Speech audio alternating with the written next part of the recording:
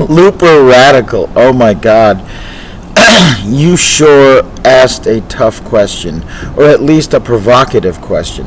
Now, I'm sorry for the hoarseness of my voice. It is extremely hot and dry today, and I taught two classes, and you have to verbalize and shout.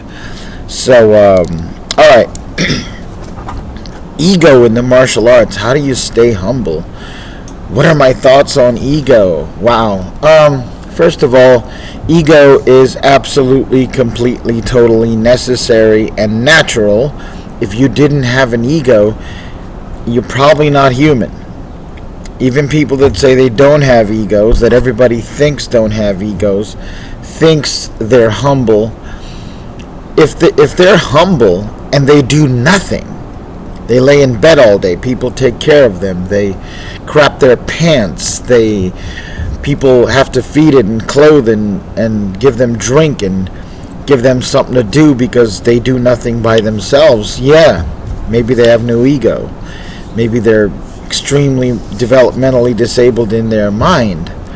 I mean, I've met people in wheelchairs, people missing limbs, but they're active. They have ego. Some of them are quite arrogant, even physically arrogant. Like, they talk to you like they think they can whoop your butt, and their legs don't work, right? So everyone's got an ego. I got a student, a female student, who, I was commenting that teaching men and women are different, and she goes, well, women don't have an ego. And I said, very tactfully, I'm like, I think every white woman she's a white woman, every white woman I've met over the age of like 35, 40 has a big ego. Maybe it's a generational thing. I'm willing to go there. This is what I wanted to say. I'm like, you have a tattoo that says warrior goddess on you. Goddess, like something to be worshipped and obeyed. She has an ego. She has as big an ego as any guy out there. It just manifests differently. So, obviously, egos, I think people don't understand what ego means. Ego is like your self-identity in Freudian psychology. So, I don't necessarily believe Freudian psychology is super accurate or appropriate in real life. I think Freud kind of just made a lot of that up, and because he was one of the few guys doing what he did, people said, okay, sure, I believe you. Ego, super ego, yeah. Electra complex, yeah. Oedipal complex, yeah, it makes sense. I mean, nobody tested this stuff. Modern psychology is very different. Modern psychology is more vested in psychiatry. They give you a lot of medicines, right? And you have Abraham Maslow's hierarchy of needs. He just sort of made that up. I mean, I don't think that's completely true. I have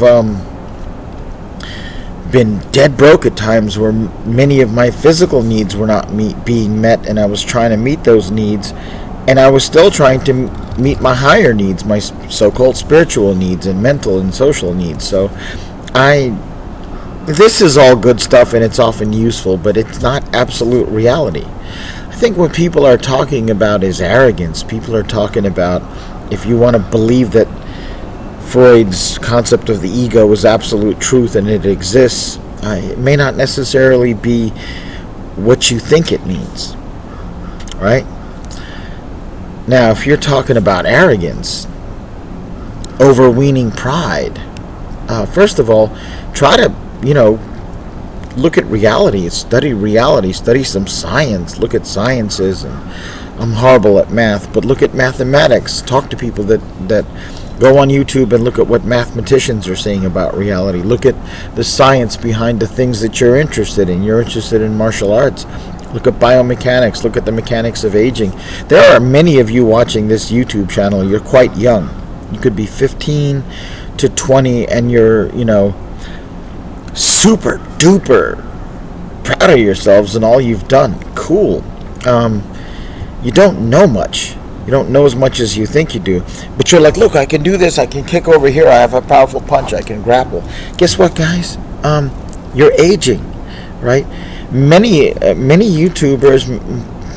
I saw this when I was younger. There were people that mocked people that gained weight as they got older, and they mocked people that lost some of their kicking ability, and time went by, they became those guys, right? They were like, wow, I mean, I never thought I would gain weight, or I never thought I would ever get to the point where I couldn't hook kick someone in the face, right? Injuries happen, right? Life can make you humble, especially if you're not insulated from it, right? The other thing is, go out there and quest and do.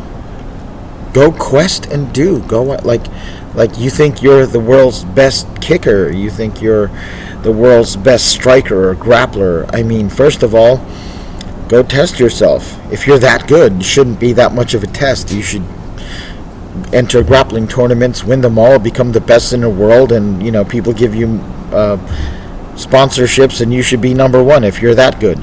If you go on these quests and try to accomplish these things and you're not getting there, well, that should humble you, right?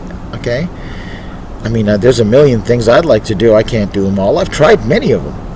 I've enjoyed the process often, but I kind of realize, okay, I don't have the aptitude and wherewithal and physique and financial support to do this, but this actually, I'm good with that. I'm really good at that, right? So see what the world thinks about your assessment of yourself. Then go outside of your field of comfort. Maybe you have a big ego. A lot of martial artists, everything's really based on control. They have a controlling personality, and they'll control how the school works, and you sort of have to control a class. You have to give out commands and guide the curriculum and everything, but that can actually make you out of control because you've got a lot of power. Hang out with people that like you, that are like-minded, but will check you. Will stand up to you when you do something stupid. If you got a friend that stands up respectfully to you, tries not to insult you or crush your ego when they disagree, if someone's logically trying to explain something and you find yourself getting angry that they're trying to logically explain it to you, yeah, bro, that's ego or arrogance or whatever, right? Try things you're not good at. If you're not being humbled, if you're not around people that you're like, wow, he's so much smarter than me, she knows so much more than me about this guy's martial arts ability and his training behind it is just levels above what I do, especially if it's not like natural to them. If you got someone who's heavy set and just an amazing kicker, right? You should be like, what's he doing? If you meet someone who's slight of build and just seems to hit really hard, right? Or even if you're doing Tai Chi or something, you see someone doing Tai Chi and you can feel this person's presence and his balance, and you're like, looking at this person makes you feel like your Tai Chi is wrong, right? Then you should be talking to that person. You should be looking at these things. The world will humble you and instruct you and improve you, right? I'll admit, sometimes I get tired of interacting with the world. I can be very extroverted when I'm teaching, when I'm doing certain things. Then I get home and I'm very introverted. And sometimes I get out there and I'm hanging out in a coffee shop, I'm walking down the street, I may be at a street fair or concert, and then I all of a sudden feel a surge of introversion where I don't want to interact with people. I realize that's a natural thing. And a lot of it is when I go home, when I'm by myself, I don't have to deal with external factors that may make me feel diminished or, inadequate, right? But yet, when it's time, get back out there, right? Some of my students humble me. Today I got a kind of a humbling experience. It was my first Kung Fu class here at Zinni's Gym on a Sunday. I came in early. I was cleaning up a lot of stuff. I've been kind of like, there's projects at the gym that haven't been handled in a long time. Yesterday after class, I polished some of the wood with wood seal, right? And then one of my students came in early, and I'd asked everybody, I was like, if anybody wants to donate like a push broom and certain cleaning products, please do, because I'm going to give this gym a great cleaning over the next few months. I want to remodel a few things. And he brought some in, and he helped me. And then the Kung Fu class started, and at one point I instructed them to do something. I thought I did, and they didn't do what I wanted them to do. And I said, no, I said this, and three of them were like, no, you didn't, you said this. I'm like, all right, I thought I said something. I thought I communicated myself. I pride myself on being a good communicator, but I didn't communicate what I wanted to communicate the way I wanted to communicate it. I said, you know what, sometimes I say things that I didn't mean to say. I said that in front of him. Sometimes I miscommunicate, right? I noticed that external feedback, and instead of saying, you guys are effed up, give me 10 push-ups, I said, no, this one's on me. Okay, so let's do it this way, right? And I haven't taught a organized Kung Fu class or, more of a standard martial art class in a long time. I've been teaching privately, and at the gym we teach kickboxing. It's got a very different way of being taught, right? So I have to acknowledge, all right, I'm rusty, I'm out of practice, I've got to do a couple things. I have a student of mine, Thomas Schoenberg. He was a black belt in the ATA, and he trained with me for 3 years, and then he went off and he came back, and we're doing some collaboration. And he really likes the Goju Daotei karate system I inherited, and no one's teaching it. I'm pretty much the only active master in it, right? And he's learning it, and he's having a ball with it. And he's like, I really like this system. I want to, he just bought a educational company. And he goes, I really want to make like a video series, downloadable lessons on the Goju Daotei system, and, offer it to the world. And, we threw ideas back and forth. I said, one of the problems is I'm just not that presentable, right? I don't look like what people think a martial artist can do. They take a look at me, I'm not that standard type.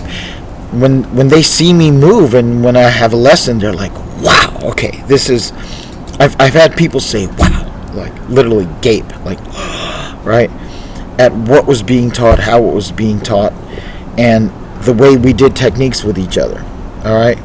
But it's not something that works well in 2 dimensions, right? And I don't talk like other martial arts masters. I don't have nice uniforms. I don't have a nice studio. I said, there are a lot of challenges to this. I'd have to get new uniforms that are sort of specifically made to look a certain way. I'd have my belt is a ratty old black belt that I've had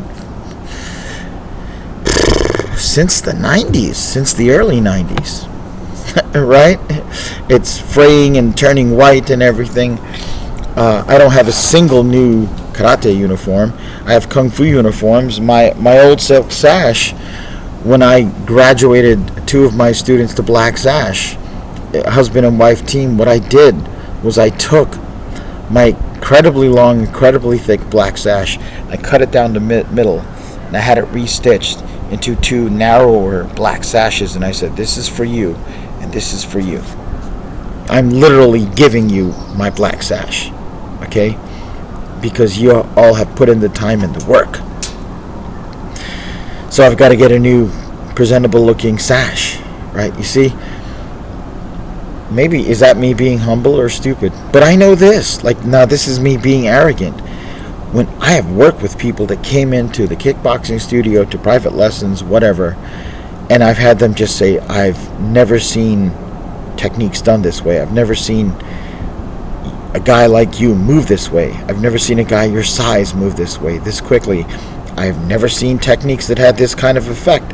They're so subtle, right? I take pride in that. That's my ego. But if I didn't have an ego, I wouldn't have gotten good enough to learn. Can't go anywhere without an ego. I'm a fan of the ego when it's controlled and channeled, right? I'm a fan of aspects of what you would probably call toxic masculinity, and toxic masculinity exists. It's called being a dick. It's called being an asshole. It's called being a jerk, There are negative aspects of masculinity, like the ego. Letting the ego or your masculinity get the best of you is bad, wrong, counterproductive, right?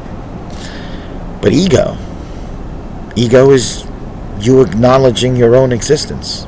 But base your ego in fact, empirical facts, study science, do critical thinking, look at how other people react to you and who's reacting what way. I know I'm doing good when really intelligent, perceptive people are with me, praising what I do and saying, can I get me some of that, right? And when people that I think, that I kind of see evidence that they're not thinkers, they're not bright, they're not people that make me feel good being around them, if they start to show approval of something I'm doing, I'm like, I'm probably doing it wrong. Okay? If you do something and little kids are scared of you or don't want to be around you, you're probably doing it wrong. Right? So, I don't even know if I can answer that question fully. I guess I just gave you how I relate to it. But I'm running out of time on this video, Looper Radical. And I hope this gives you something. All right, man? You have a nice day. You've been a very supportive viewer of my channel, and I wish you the best.